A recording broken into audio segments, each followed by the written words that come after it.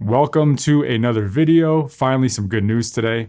Dexamethasone is now being called a major breakthrough based on a recent randomized controlled trial in the UK. Let's discuss. Dexamethasone, also known as Decadron, is an example of a glucocorticoid. Glucocorticoids are sometimes referred to as corticosteroids.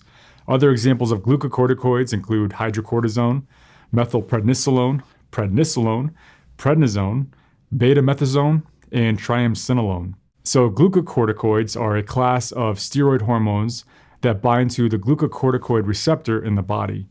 Cortisol, aka hydrocortisone, is the glucocorticoid we naturally make in our body. It's essential for life. It regulates or supports various cardiovascular, metabolic, and homeostatic functions. It also plays a big role in our immune system, especially when it comes to reducing certain aspects of inflammation. This is why we use them all the time in medicine.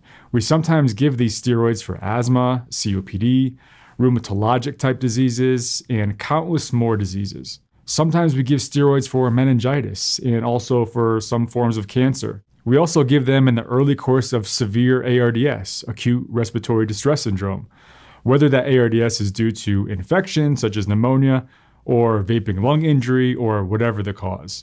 For severe ARDS, we typically give methylprednisolone, aka Solumedrol, at a dose of 1 milligram per kilogram per day. So for most people, that ends up being around 80 milligrams per day. So this is the equivalent of 15 milligrams of dexamethasone. The idea here is to suppress the cytokine storm that has taken place, meaning that the massive amount of inflammation that causes lung damage and can indirectly cause damage to other organs as well. Our body naturally makes cortisol in our adrenal glands, specifically in the zona fasciculata of the adrenal cortex. The adrenal gland then secretes cortisol into the bloodstream, and the cortisol travels to different tissues of the body and then binds to the glucocorticoid receptor inside cells. It then stimulates the cell to make more anti-inflammatory proteins and causes the cell to make less pro-inflammatory proteins. But giving someone glucocorticoids, meaning steroids, to someone who has an infection is somewhat of a tricky thing because the fear is that if you suppress the body's immune system, it has the potential to make the infection worse. But sometimes the body's immune system does more damage than the actual infection. For example, in cases of meningitis that is due to either streptococcus or tuberculosis, we give steroids because the medical evidence shows that they have better outcomes when we do so. And giving someone steroids for viral pneumonias like influenza is more controversial because doing so generally leads to worse infection.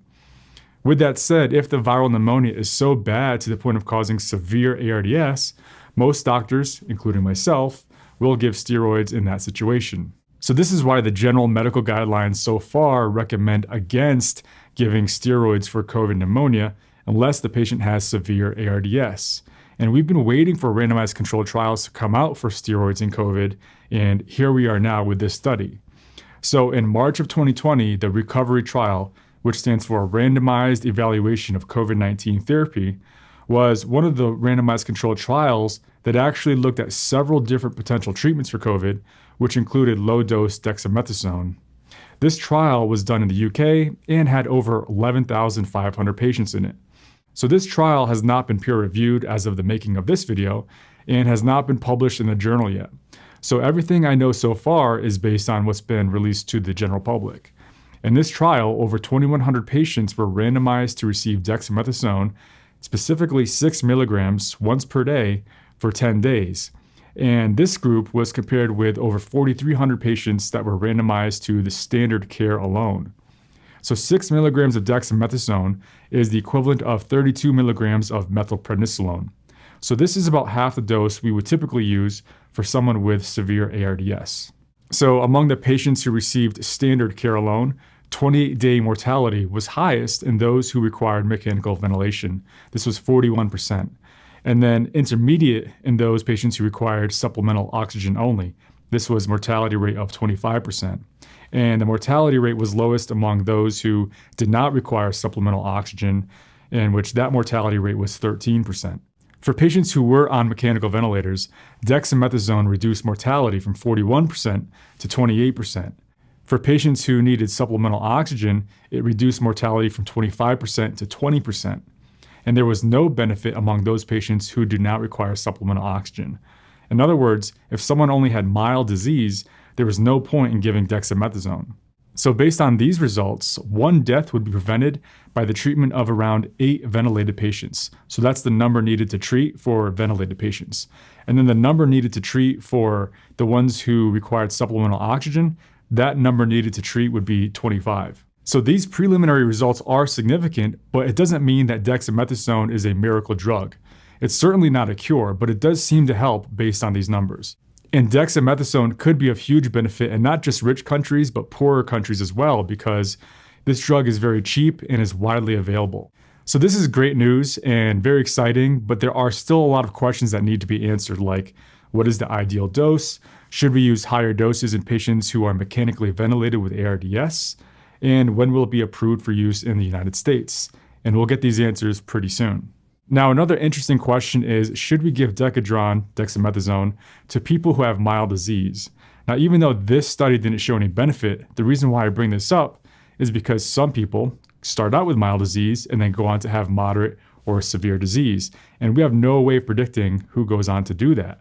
And also, it happens very quickly lots of times. Someone could be doing just fine, and then all of a sudden, within hours, they all of a sudden are deteriorating and they have severe disease. So should we give those patients Decadron regardless? Is there any harm to doing so?